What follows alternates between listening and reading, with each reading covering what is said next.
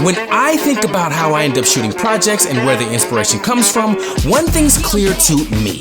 Filmmakers just want to tell stories. It's evident in where we get our ideas to tell these stories, and it's evident in the things that we do to tell these stories, such as blowing your entire savings to shoot a movie. That's crazy. Moving out to LA and making a conscious decision to live with a person that you have never met before. That's crazy. You don't know those people. We run from cops or security guards because we don't have permission to be on the premises.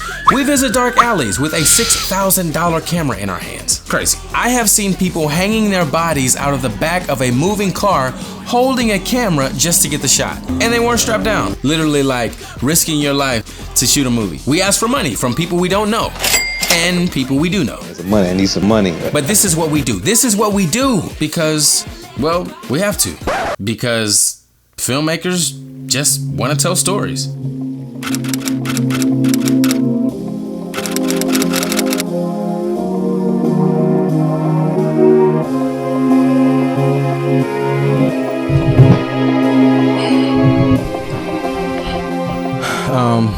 Okay. All right. Let's see if I can explain it this way. Let's say you witnessed a car accident. Okay. No, that's too dark. Let's say you're at a basketball game. Okay. And there are thousands of people there, right? It's this huge arena and you witness the game winning shot. Everybody's cheering. Okay. Imagine what that would be like. All right. Now, right after the game, they strap you to a chair, put duct tape over your mouth, and then plop you in the middle of a room with people who were at the same game.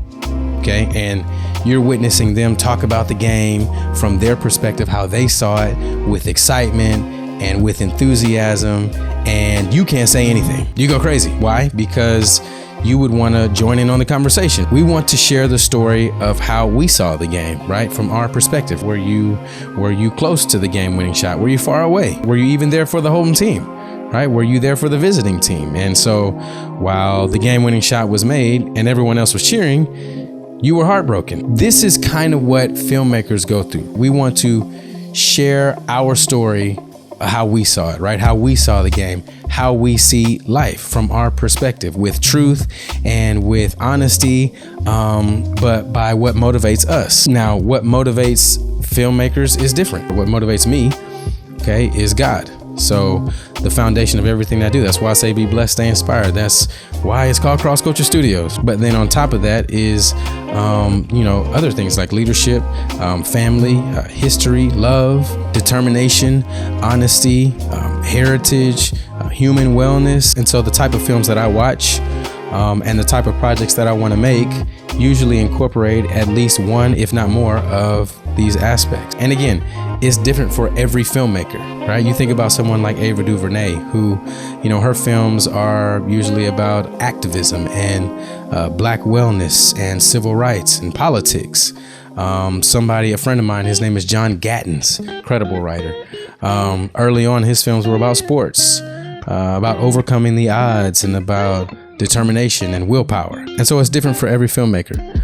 But I think the one thing that we have in common is that, again, we all want to tell stories. We all want to tell good stories that captivate the audience. In terms of sparks or inspiration, I think it can come from anything. I'd be lying if I didn't say that I wasn't inspired by social media, scrolling through Instagram, on different profiles, different agency profiles, some of the things that I see, some of the artwork, some of the pictures, some of the other filmmakers. But it can come from other areas like movies, the whole movie itself, or the title of a movie, a certain line in the movie, a certain character in the movie. But it can come from books, from novels, from life itself. Think about what motivates and inspires you and some of the things that have inspired you. Right? It could come from a number of different places and different areas. Some people get deep, right? Like the type of food I ate inspired me to write something. I don't know. The obstacles and the odds. I'll say this, you will run into obstacles. It's a guarantee. If there's one thing that I can guarantee, it's that you will run into obstacles. If filmmakers let obstacles stop them, we would never watch. Forget about filmmaking. If people let obstacles stop them, we would never get anything done. And so the obstacles, they matter, but they just can't stop you. Earlier, we looked at, Spike Lee and, how he talks about just the number of different elements that come along with filmmaking. And one of them is financing. Not letting the proper financing stop you from making your film and telling the story that you want to tell. Where you get the money to shoot, where you get the money for completion, to finish your film. And I tell people you just have to be inventive, and you gotta look under every nook and cranny to get it done. There's nothing I could tell somebody that's gonna be like the golden trail and you're gonna find a pot of gold. That's just not the way this industry works. It's the same reason that Stevie Wonder continued to pursue playing the piano even though he was blind from infancy. It's because we all have a story to tell, and we're not gonna let anything get in the way of telling that story. Otherwise you'll be filled with regret. You don't want to be filled with regret. I don't want that. You don't want that. And so what is it that you are called to do, whether you're a filmmaker or whatever you do, like that specific task or something that you feel like has been placed on you to do? What is that, right? Do it. Don't let the obstacle stop you. Stay inspired, stay motivated, and get it done. Be blessed, stay inspired, and always shoot for the difference.